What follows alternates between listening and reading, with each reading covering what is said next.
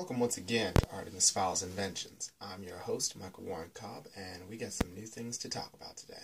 So, first off, you guys probably wonder, why am I always doing Iron Man suits non-stop? It's Iron Man suits this, Iron Man suits that, a few things off topic now and then. But, maybe it's time I did something different. So a while ago I watched Suicide Squad for the first time. I know it came out a long time ago, but I saw it for the first time, and I liked the look of it. So my favorite character, as you guys are probably all wondering about, my favorite character is Deadshot. I like his guns, I like the way he moves and does stuff, and I love the way he leads. He's the leader of the team. Will Smith is one of my favorite actors. So, moving into off the Marvel universe and into the DC for just a little bit, I'm going to show you what I did. So, most of my Iron Man suits, as you know, are considered weapons. Not the Iron Man suits out of Connects, but Iron Man in general is considered a weapon. So, I decided to create an Iron Man suit, but this time I made a weapon, a real Connects weapon. It doesn't shoot or anything just yet, but it will soon. So, without further ado, I'm going to show you what I did to make it look like Deadshot. So right here, tactical piece for his eye.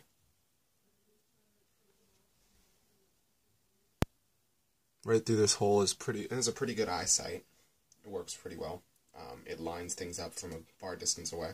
And while you're not using it, you can use this piece right here as a tactical eyesight. And then line it out and flip it around. It's a portable eyepiece that works quite well, but that looks pretty lame, so why not show you what I made that's bigger. Meet the Connects AR-75 Bren. Has a removable clip that sits right in here, and then we have the tripod piece, or bipod I should say. It's a full swivel, and it's detachable, so you can take it off the rifle. I'll do that right now. And then you have the eyepiece.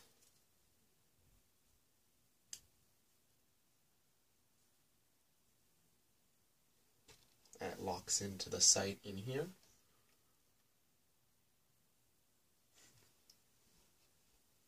What happens is, there's an eye sight right here, and it comes all the way down.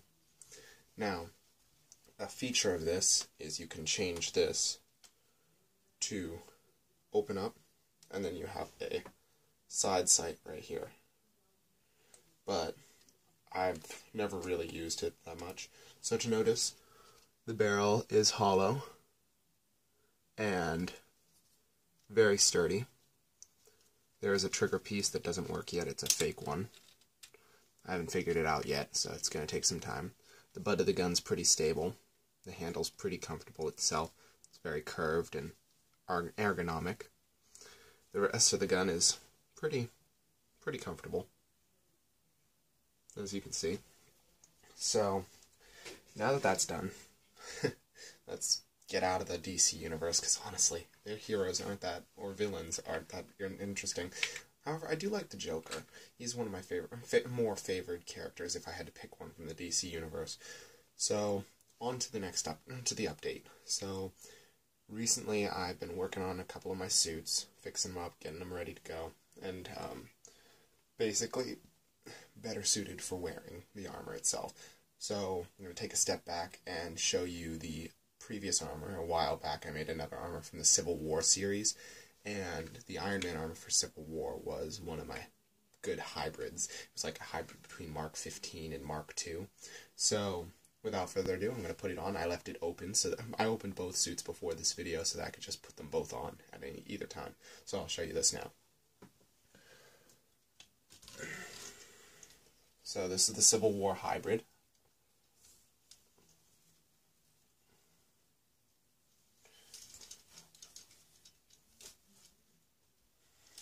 Okay, so it's pretty simple to put on.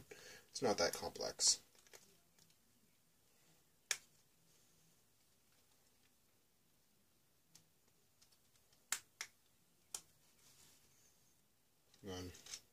This locks in here. And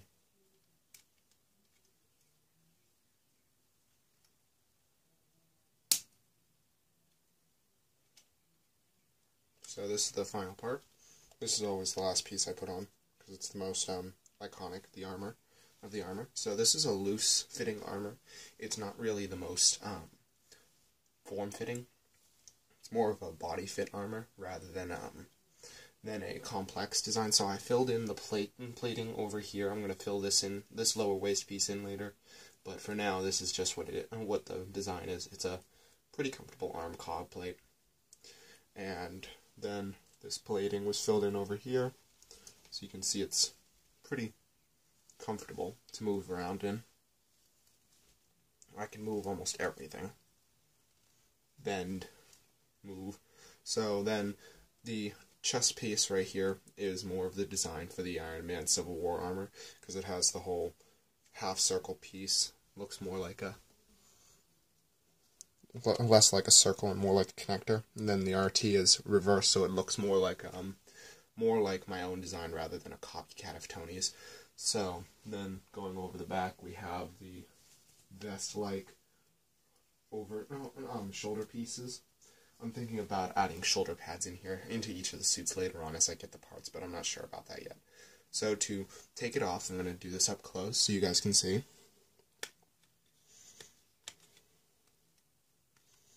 Just disconnecting all of these pieces, really. Getting stuff out of the way. Like that.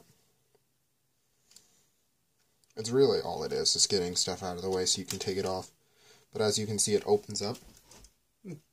Hold up. Pardon me, Mark 42 is falling.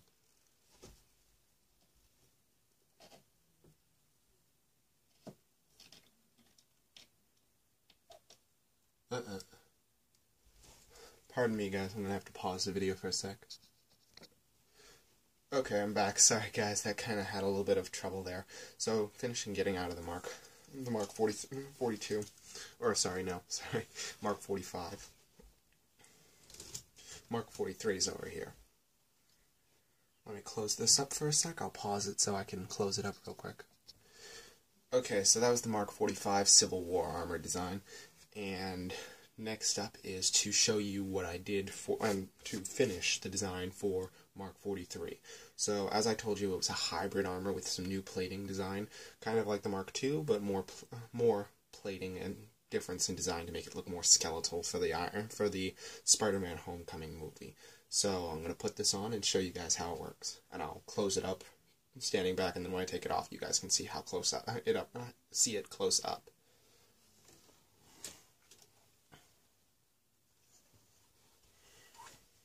So to put it on is very similar to the Mark II and the Mark 45.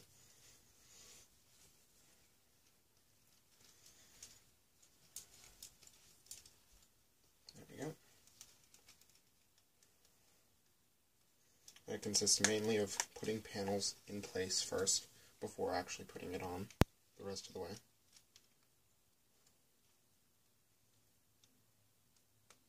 There we go. So now, to close it up, we take these pieces here, slide it in place,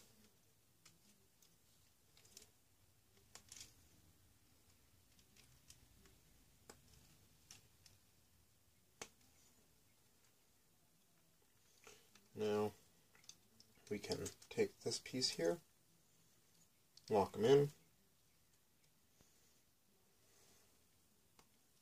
There we go. So now all of these pieces are locked in. And now we can close up the upper cavity by the chest. So the things that have changed since I made this suit are the shoulder panels. As you'll notice, there's a big shift in the shoulder design, so that it wasn't so flat, and it would come up more around my neck. So it would be more, you can't move past this point. It's 100% supportive of the rest of the neck. I can move it in it. The rest of the armor is pretty bendable. I can bend pretty simplistically. I mean, there is some limiting movement, like if I go to move like this, it may be slightly limiting, but nothing too much. The design is pretty simplistic in paneling, as you can see. The paneling design sits pretty evenly on the rest of my body. And it's very comfortable, actually. The way it sits right here is like it's sitting just on the outside. And hit-wise, the most that it'll pretty much protect me from punches and whatnot, and airsoft. I've had people shoot me with the airsoft, and because the paneling is so diverse, it just basically bounces off it. It just ping. Sometimes a couple airsofts will get through, but you're not expected to sit still while playing airsoft. So you're always running. So the majority of you is moving. And the more diverse your pieces are, the less likely you are to be hit by an airsoft bullet. Sure, a couple stray ones will get through, but you'll be less likely to be hit. So if you're running in a semi-automatic rifle, if airsoft is shooting at you, you're less likely to be hit. It's not that bad. But these designs aren't perfect. The Mark II is better designed for airsoft gun wars. But the rest of the armor is pretty simplistic. We have the articulated chest piece right here, which has a removable RT reactor. And then it's closable, so it locks in and then pushes down. So to remove the armor, I'm going to show you up close, as I said. So you first unclip these two from either side. Then these two pieces come down, followed by these two pieces being unclipped. Put your head back and lift it out. Now, for the rest of the armor, you go 1, 2,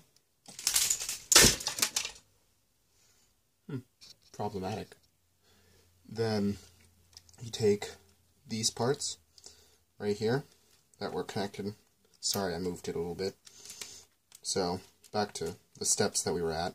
You take this piece here, and you remove it from where this one's connected, like so. So you disconnect, and it'll fall. You remove this goldenrod right here, lift out, and slide, and it locks into place here. You take this piece, unlock it, and unfold. Now you can start with the rest of the body armor, taking it like this. Pretty simplistic, just like the Mark 45. And because of it, this just has a sliding piece that's removable. So to remove the rest of it, just slide it off like a vest. And there you have it. Mark 43. Ooh, hold up.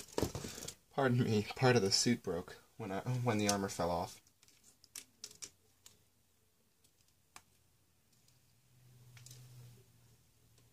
Won't take too long to fix, just a couple of seconds. I didn't even recognize it.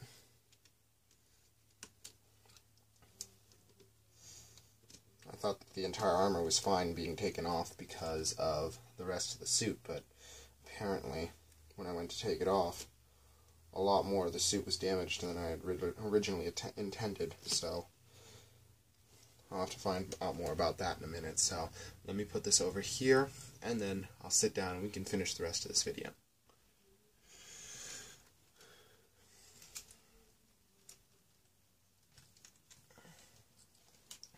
So you guys probably wondered what just fell over here, and frankly I have no idea what just happened beyond the fact that my suit Mark 42 fell.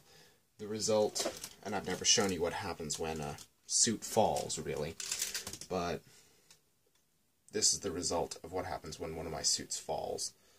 For those of you who don't know, when a suit falls from the area it's at, which is never too, it's never too disastrous. Some of the parts fall apart, but the majority of the suit remains intact, and you can usually rebuild it in a few seconds. You probably wonder, Michael, all these suits are hanging on the walls. What happens if one of them falls? Well, the answer is pretty much what you just saw right here. a mangled Mark 42. Now, it's not that bad, actually, as bad as you would think. The armor can be repaired quite simply, and it'll only take a couple of minutes to repair it, so I'll do that later after the video. But for now, let's finish off the video itself.